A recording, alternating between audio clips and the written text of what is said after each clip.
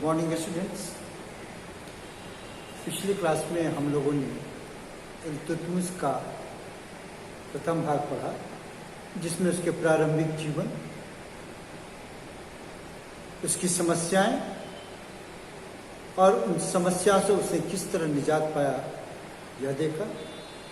फिर हमने भारत में उसके सैनिक अभियानों के बारे में और राज्य को कंसोलिडेट करने यानी संगठित करने के बारे में पढ़ा। आज इल्तुतमिश के पार्ट 2 यानी दूसरे भाग में हम उसके अन्य पहलुओं को देखते हैं। हमने पाया है कि इल्तुतमिश एक बहादुर योद्धा था, एक अनुभवी सेनानायक था। आज हम देखेंगे कि वह एक कुशल प्रशासक भी था। इनके अलावा वह एक सुसंस्कृत व्यक्ति, धार्मिक विचारों और दूरदृष्टि वाला शख्सियत था।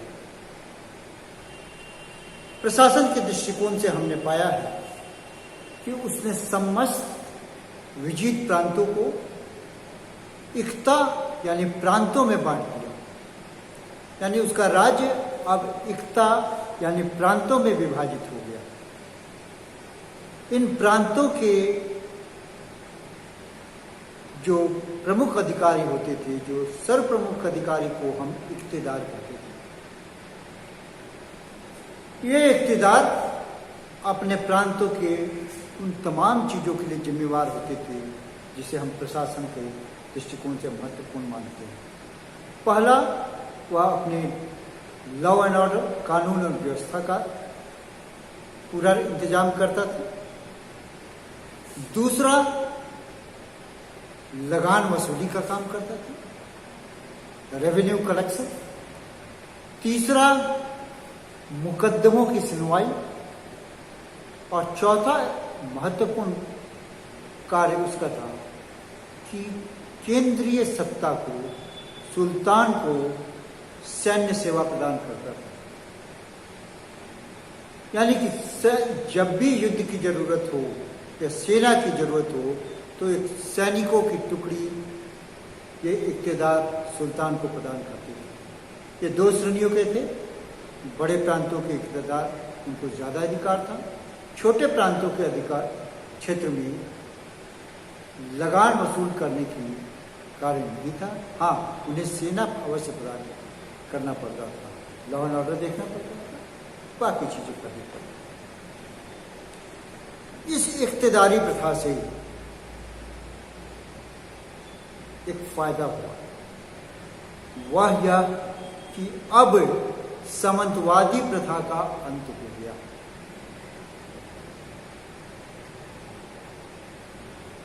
एक और महत्वपूर्ण पहलू था कि इन इख्तियारों का स्थानांतरण किया जा सकता है।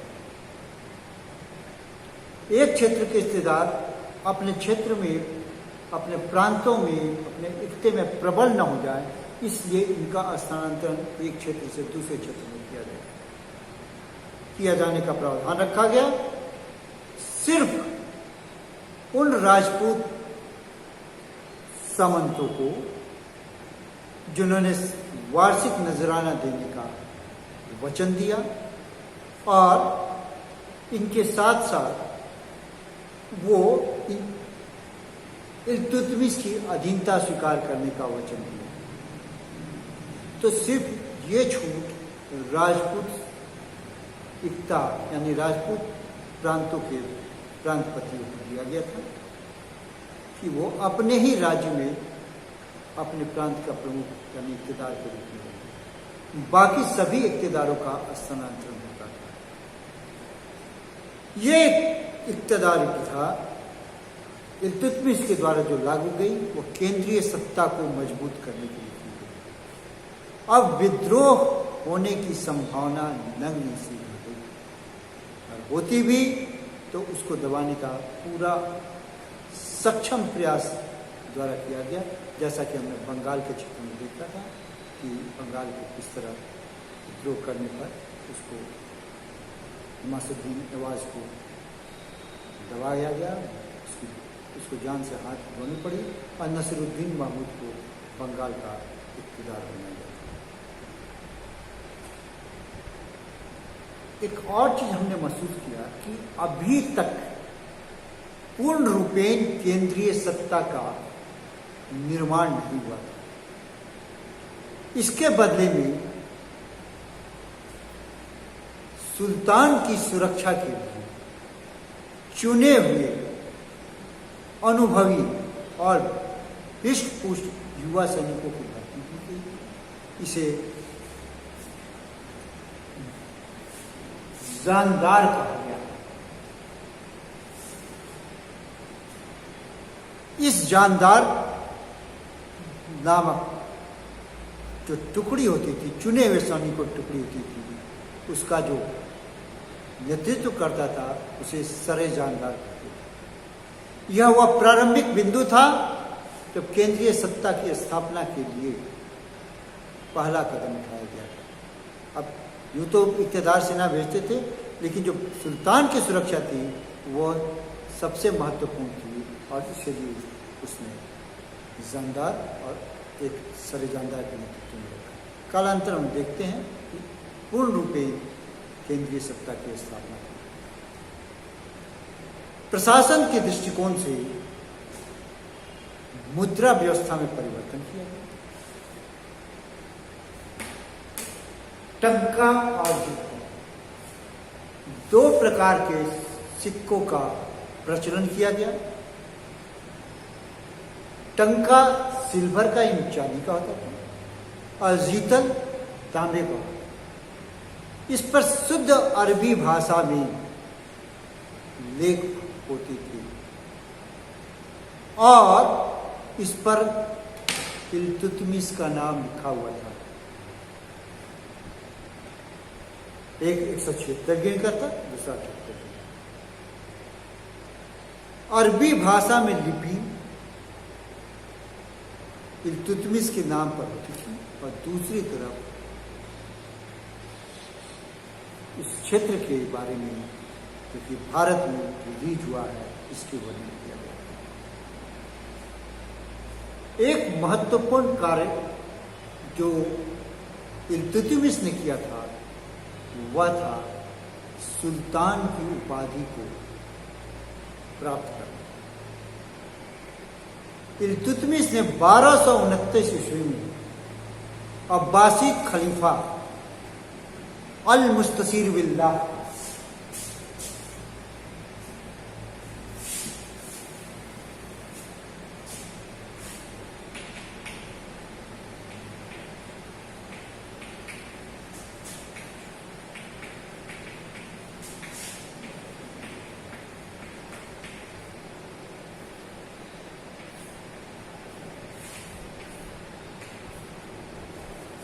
अल मुस्तसीर बिल्लाह को छत्र, छड़ी, इन तमाम चीजों को भेज करके उसे खिलाअत प्राप्त की। इस खिलाअत को प्राप्त करने से इसे सुल्तान का दर्जा मिल गया। अब वह सुल्तान हो गया। क्योंकि अब्बासीद खलीफा पूरे मुस्लिम वर्ल्ड का, पूरे इस्लामिक वर्ल्ड का धार्मिक हेड हुआ करते थे और जब उन्होंने इसे सुल्तान के पद को ग्रहण करने की, सुल्तान की उपाधि धारण को करने की इजाजत दे दी तो यह एक बहुत बड़ी बात थी। क्योंकि अब इसे कोई भी इस बात को चैलेंज नहीं कर सकता था कि वह सुल्तान नहीं हो सकता। इसके पीछे कारण है कि वह गुलाम का भी गुलाम है और गुलाम को इस्लाम में सुल्तान बनने की इजाजत नहीं थी। मगर कुतुबुद्दीन ऐबक ने मोहम्मद गोरी के आदेश पर, निवेदन पर इसे स्वतंत्र कर दिया था। अतः इल्तुतमिश स्वतंत्र तो हो ही चुका था, अब इसे अब्बासी खलीफा के द्वारा इसे सुल्तान की उपाधि दे दी गई थी, खिलाअत प्राप्त कर चुका था। तो अब इसकी सत्ता को कोई भी व्यक्ति चैलेंज नहीं कर सकता था। कोई भी कुतुबी या मुइजी या और भी कोई भी इलबरीतुल अब इसके विरोध नहीं कर सकते थे, यह सुल्तान नहीं हो सकता, क्योंकि अब उसको इस्लामिक वर्ल्ड से मान्यता मिली, इस्लामिक वर्ल्ड के हेड से मान्यता मिल चुकी और यह 1229 से हुआ था। इसका एक और भी फायदा हुआ, इसे अंतर्राष्ट्रीय स्तर पर दिल्ली सल्तनत को मान्यता प्राप्त हुई। इंटरनेशनल रिकॉग्निशन मिल जाने से अब दिल्ली सल्तनत के मान और सम्मान काफी बढ़ गया। आगे हम देखते हैं कि यह समय की भी जरूरत थी।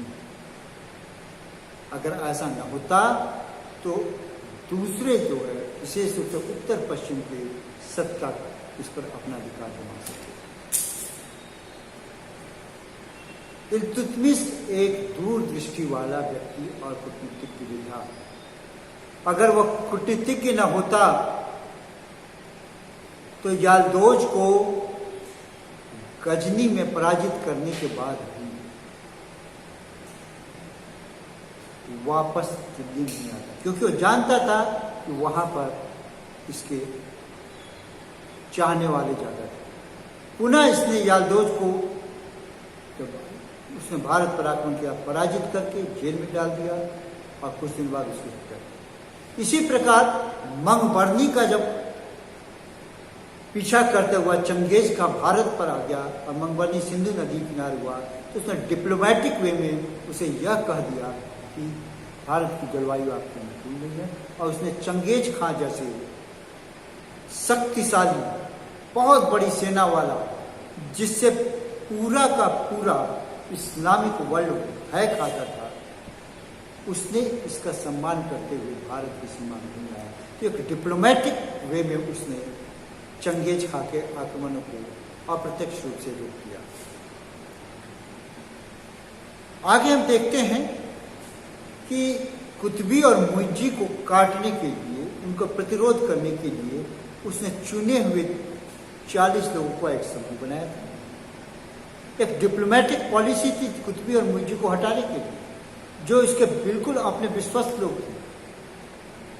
फिर उसने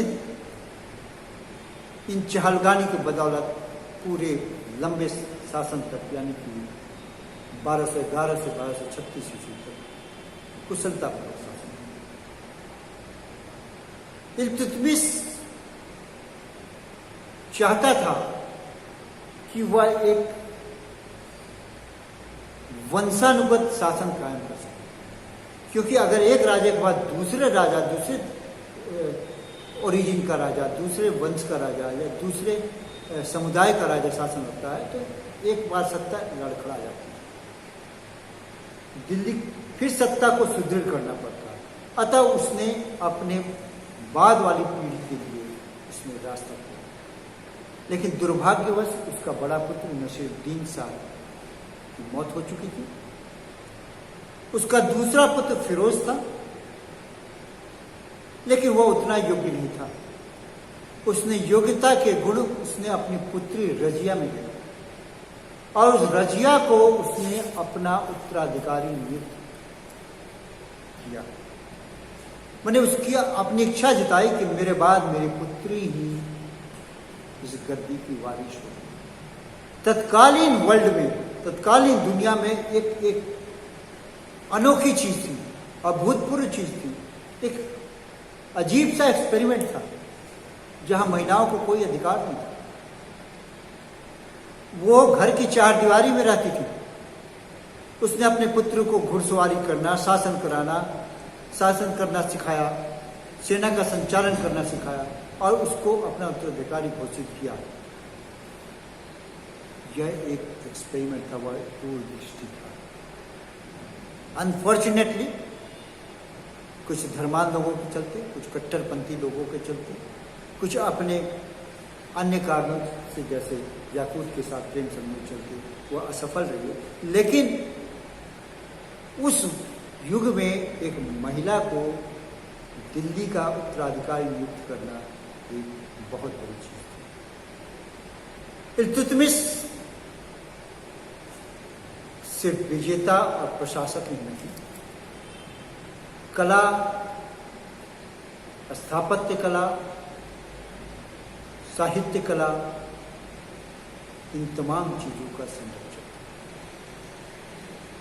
उसने मध्य एशिया से जब वहां पर उथल पुथल हो गया तो आने वाले तमाम शरणार्थियों जो कि योग्य थे, जैसे शिल्पकार, विद्वान, उन सबों को अपने दरबार में संरक्षण दिया। मिन्हाज अल सिराज जुज़ैनी, मिन्हाज अल सिराज जुज़ैनी जो पहले मुल्तान आया था, उसको वो मुल्तान से दिल्ली लाया, और यह एक फारसी इतिहासकार था जिसने तबकाते नासरी नामक पुस्तक की रचना की। ये रचना बहुत ही प्रसिद्ध रचना मानी जाती है, फारसी भाषा में लिखी गई है, और इसमें उसके प्रारंभिक शासन, दिल्ली सल्तनत की स्थापना, इन तमाम चीज़ों का बहुत ही सुंदर वर्णन है। दूसरा जुनैदी, जुनैदी जो उसने आधुनिक काल के रूप में अगर कहें तो उसको अपना प्रधानमंत्री बनाया। वह भी एक विद्वान व्यक्ति था, बहुत सूझबूझ वाला व्यक्ति था, उसको उसने अपना प्रधानमंत्री के रूप में रखा। तो इस प्रकार उसने मध्य एशिया से आने वाले साहित्यकारों के साथ बहुत ही अच्छा व्यवहार किया और उन्हें अपने दरबार में जगह दी। स्थापत्य के दृष्टिकोण से भी अगर हम देखते हैं तो उसने कुछ संरचनाओं का निर्माण करवाया। कुतुबुद्दीन ऐबक द्वारा बनाया गया मीनार, जिसे कुतुबुद्दीन बख्तियार काकी नामक सूफी संत के सम्मान में बनाया गया था, उसको उसने पूरा किया। उसने इस कुतुब मीनार में 3 और मंजिल जोड़े, यानी कि यह पूरी रूपेण अब 4 मंजिल हो गया। ये अलग बात है कि फिरोज शाह तुगलक में इसकी ऊपरी मंजिल में दरार आ गया था, इसको तोड़ करके उस 1 मंजिल को 2 मंजिल परिवर्तित करके कुल 5 मंजिल बनाया गया। लाल पत्थरों के बने इस मीनार की खासियत यह है कि इस मीनार के साथ छज्जे लगे हैं जो हर मंजिल पर लगे हैं, जिससे हम अंदर के रास्ते से वहाँ पर पहुँच सकते हैं और पूरे दिल्ली को आज भी देखा जा सकता है। हालांकि ये अभी बंद कर दिया है, किसी कारणवश, किसी दुर्घटनावश को बंद कर दिया गया, लेकिन फिर भी हिंदुस्तान की पहचान के रूप में, दिल्ली के पहचान के रूप में कुतुब मीनार आज भी एक महत्वपूर्ण संरचना है। उसने कुछ मकबरों का भी निर्माण कर दिया, जिसमें उसने अपने पुत्र नसीरुद्दीन महमूद का मकबरा और अपने स्वयं का मकबरा जो मृत्यु के पहले बनवा दिया था। इंडो इस्लामिक आर्किटेक्चर, भारतीय इस्लामिक आर्किटेक्चर का प्रारंभिक उदाहरण के रूप में जाना जाता है। और इसके अलावा उसने एक मदरसे का भी निर्माण किया। इस मदरसे को शमसी मदरसा के नाम से जाना जाता है। मदरसा, थोड़ा अपने प्रकाश डाल दूँ इस पर। जैसे हमारे यहाँ प्रारंभिक शिक्षा के लिए भारतीय पर तोल और चतुष्पाठी होती थी, और उच्च शिक्षा के लिए, जिसको हम यूनिवर्सिटी कहते हैं, महाविहार होती थी। इस्लामिक वर्ल्ड में प्रारंभिक शिक्षा के लिए मकतब शब्द का प्रयोग किया जाता है, प्रारंभिक शिक्षा प्रदान की गई, और उच्च शिक्षा के लिए मदरसा कहा जाता है। यानी कि ये कॉलेज या यूनिवर्सिटी का दर्जा जिसे दिया गया वह मदरसा कहा जाता है। तो पहली बार एक मदरसा का निर्माण हुआ, जिसे शमसी मदरसा के नाम से जाना जाता है, और वह इल्तुतमिश के काल में। इस प्रकार हम देखते हैं कि इल्तुतमिश का सल्तनत काल में बहुत ही योगदान है। सत्ता के विकास में सबसे महत्वपूर्ण योगदान माना जाता है। उसने दिल्ली सल्तनत को विघटन से बचाया, उसको सुदृढ़ अस्थायित्व प्रदान किया, दिल्ली सल्तनत के क्षेत्रों में विस्तार किया और संगठित किया। इसके अलावा उसने मध्य एशिया से आने वाले भीषण आक्रमणों से दिल्ली को सुरक्षित रखा। इतना ही नहीं, एक स्वतंत्र शासक के रूप में दिल्ली सल्तनत को उसने डेवलप किया और अंतर्राष्ट्रीय स्तर पर इसको मान्यता दिलाया उसने, ताकि भारत में एक दिल्ली सल्तनत नाम की एक स्वतंत्र सत्ता है। वह कुशल प्रशासनिक व्यवस्था के अंतर्गत उसने युक्तों का निर्माण किया, यूनिफाइड, जिससे वाणिज्य और व्यापार में काफी सुविधा हुई। उसने अंगरक्षकों की एक फौज तैयार की जिसे जानदार कहा गया। इस प्रकार हम देखते हैं कि भले ही कुतुबुद्दीन ऐबक ने स्थापना की, लेकिन सही अर्थों में इसका निर्माता इल्तुतमिश है। अगर दूसरे शब्द में कि undoubtedly Qutbuddin Aibak outlined the Delhi Sultanate, but Iltutmish was unquestionably its first powerful king. आज इतना है।